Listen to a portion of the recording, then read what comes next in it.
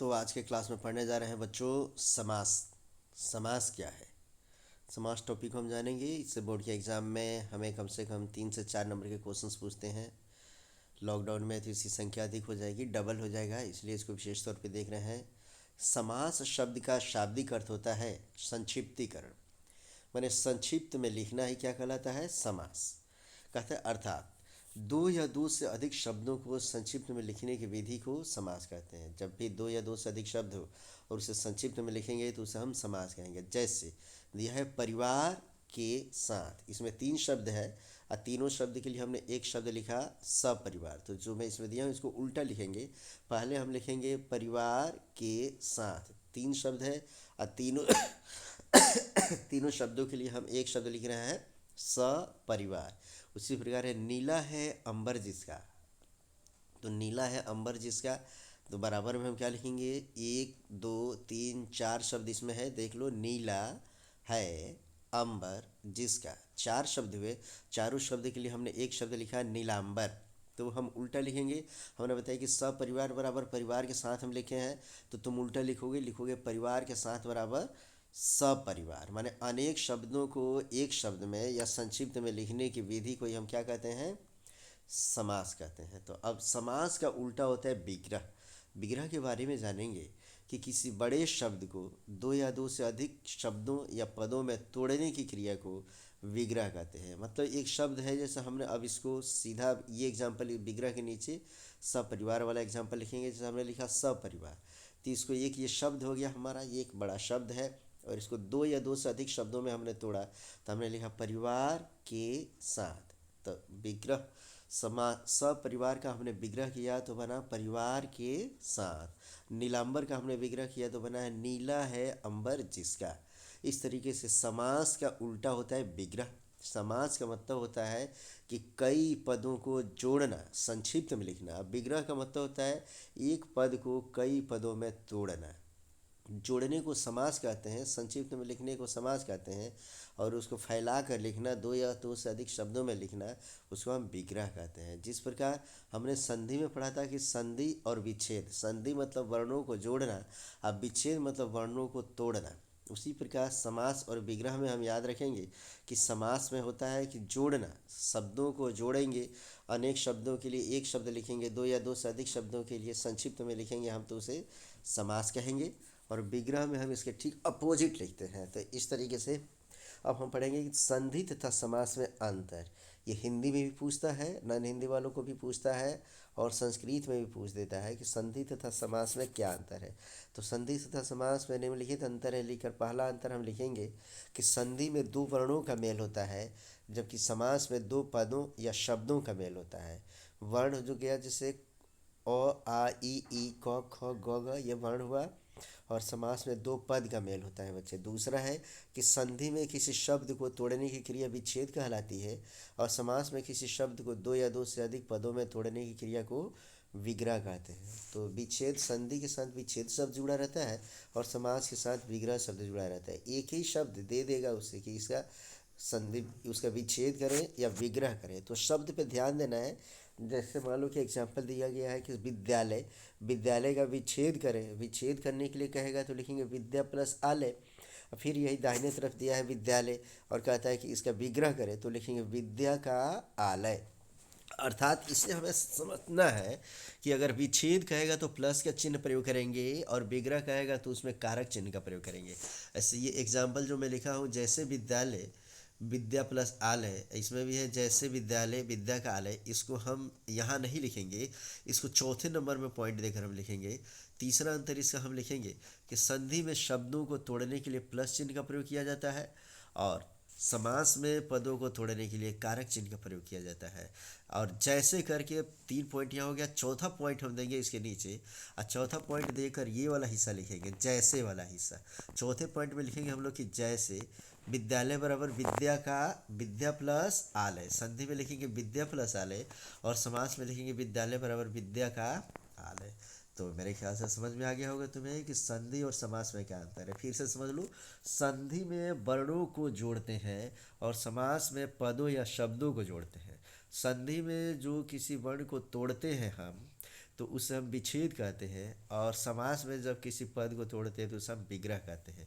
एक ही शब्द दे देगा, जैसे विद्यालय दे दिया और पूछा कि विग्रह करे, तो लिखेंगे विद्या का आलय। और यही शब्द देता है विद्यालय और कहता है कि इसका विच्छेद करे, तो लिखेंगे विद्या प्लस आलय। तो विग्रह और विच्छेद करके हमें मिसगाइड करते हैं परीक्षा में, इसे समझना है हमें। अब हम पढ़ेंगे समास के प्रकार। तो समास के प्रकार में तुम जानोगे कि समास मुख्यतः 6 प्रकार के होते हैं। अव्ययी भाव समास, तत्पुरुष समास, द्वंद्व समास, बहुब्रीहि समास, कर्मधारय समास और द्विगु समास। छठे नंबर में के बाद सातवां हम ब्रैकेट में लिखे हुए नए समास, इसको हम ब्रैकेट में लिखेंगे, एक्सेप्शनल में रखेंगे। हम 6 ही समास पूछेगा तो हम 6 ही समास बताएंगे। पूछेगा समास कितने प्रकार के होते हैं, तो उत्तर देंगे हम 6 प्रकार के होते हैं। अब 6 प्रकार में से हम सबसे पहला, दूसरा, तीसरा, चौथा हम पहले संक्षिप्त में बता दें। अव्ययी भाव समास, तत्पुरुष समास, पहले यहाँ पूरा समरी में बताता हूँ, ध्यान से सुनो बच्चों। जिस समास का पहला पद प्रधान उसे अव्ययी भाव कहेंगे, याद रखेंगे। पहला पद प्रधान होगा तो अव्ययी भाव, और जिसका दूसरा पद प्रधान उसे तत्पुरुष समास कहते हैं। जिसका दोनों पद प्रधान उसे द्वंद्व समास कहेंगे। और जिसका दोनों पद में से कोई पद नहीं बल्कि एक अन्य पद प्रधान हो जाएगा तो उसे बहुब्रीहि समास कहेंगे। ये 4 समास पढ़ लिए तो समझो कि समास खत्म है। थोड़ा सा बाकी पांचवा छठे में दम नहीं है। पहला फिर से समझ लो, जिस समासिक पद का पहला पद प्रधान हो उसे अव्ययी भाव, जिसका दूसरा पद प्रधान हो उसे तत्पुरुष समास, जिसका दोनों पद प्रधान हो उसे द्वंद्व समास, और जिसका दोनों में से कोई पद प्रधान नहीं हो, कोई अन्य पद प्रधान हो जाए तो उसे बहुब्रीहि समास कहते हैं। कर्मधारय, जब एक की तुलना किसी दूसरे से कर देंगे, दूसरे दो पद उसमें होते हैं जो भी समासिक पद होंगे उसमें, तो उसमें एक पद की तुलना जब दूसरे से किया जाएगा तो उसे हम कर्मधारय समास कहेंगे। और द्विगु समास, यदि कोई ऐसा शब्द जिसका पहला शब्द संख्यावाची हो तो उसे हम द्विगु समास के नाम से जानते हैं। तो इस तरीके से संख्यावाची शब्द, अब इसका एक्सप्लेनेशन के साथ मैं नीचे समझाया हूँ, एक एक करके ध्यान देंगे हम लोग। हो सकता है कि हम ये 2 पार्ट में वीडियो बनाएंगे। अभी पहले हम पढ़ रहे हैं अव्ययी भाव समास। तो जिस समास का पहला पद प्रधान उसे अव्ययी भाव समास कहते हैं, अर्थात पूर्व पद प्रधान अव्ययी भाव। परीक्षा में पूछता है कि पूर्व पद प्रधान कः समासः अस्ति, हम लिखेंगे अव्ययी भावः, या कह देगा अव्ययी भाव समासः। उसके बाद ऑप्शन में देगा नंबर 1 पूर्व पद प्रधान, 2 नंबर में दे देगा उत्तर पद प्रधान, 3 नंबर में देगा द्विपद प्रधान, और 4 नंबर में दे देगा इसमें से कोई नहीं। तो हम लिखेंगे पूर्व पद प्रधान। संस्कृत और हिंदी दोनों का समास में एक ही साथ समझाते जा रहा हूँ, इसीलिए ठीक से समझते चलोगे बच्चे। कहते इन पदों के पहले कैसे पहचानेंगे कोई भी समासिक शब्द जो है वह अव्ययी भाव समास है, तो पढ़ेंगे इन पदों के पहले स, बे, यथा, प्रति, उप, आ, भर, अनु इत्यादि शब्द अर्थात उपसर्ग लगे रहते हैं। याद है पिछली वीडियो में हमने बताया था कि उपसर्ग क्या है।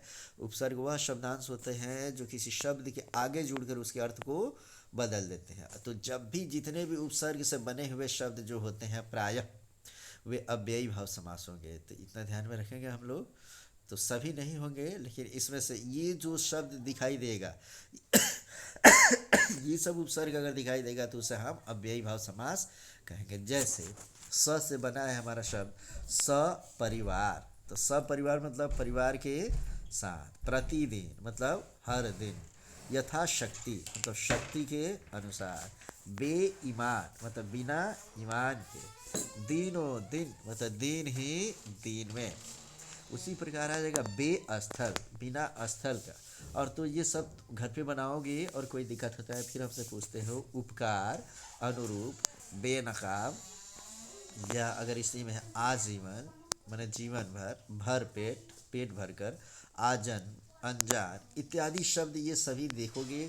ये महत्वपूर्ण अति महत्वपूर्ण हमने इसमें शब्द दे दिया। हाथों हाथ यहाँ पे दिया हुआ है, हाथों हाथ माने हाथ ही हाथ में तो इस तरीके से अव्ययी भाव समास में इतना हम ध्यान में रखेंगे। संस्कृत में 2 शब्द है जो बार बार पूछता है, जैसे उपवनम। उपवनम जैसे दे देगा और उपवनम कहेगा कि उपवनम का विग्रह करें, तो उपवनम का विग्रह करेंगे हम लोग तो वो बनेगा वनस्य समीपम। तो वनस्य समीपम हम लिखेंगे। उसी प्रकार उपराष्ट्रपति, तो राष्ट्रपत्यु समीपम, इसमें राष्ट्रपति के समीप काके की लिए षष्ठी विभक्ति का प्रयोग करेंगे। तो मुनि का, इसमें साधु राष्ट्रपति है, पति के रूप से लाएंगे, पत्यु होता है तो राष्ट्रपत्यु समीपम का प्रयोग हम करेंगे। इस तरीके से अव्ययी भाव समास हमारा समाप्त हुआ बच्चे। तो अव्ययी भाव समास हिंदी में कैसे पढ़ेंगे, संस्कृत में कैसे पढ़ेंगे, दोनों एक बार, दो बार, तीन बार देखो। अब कोई दिक्कत होती है तब फिर पूछो। फिर आगे मैं तुम्हें समझाने जा रहा हूँ तत्पुरुष समास और उसके आगे वाला चैप्टर।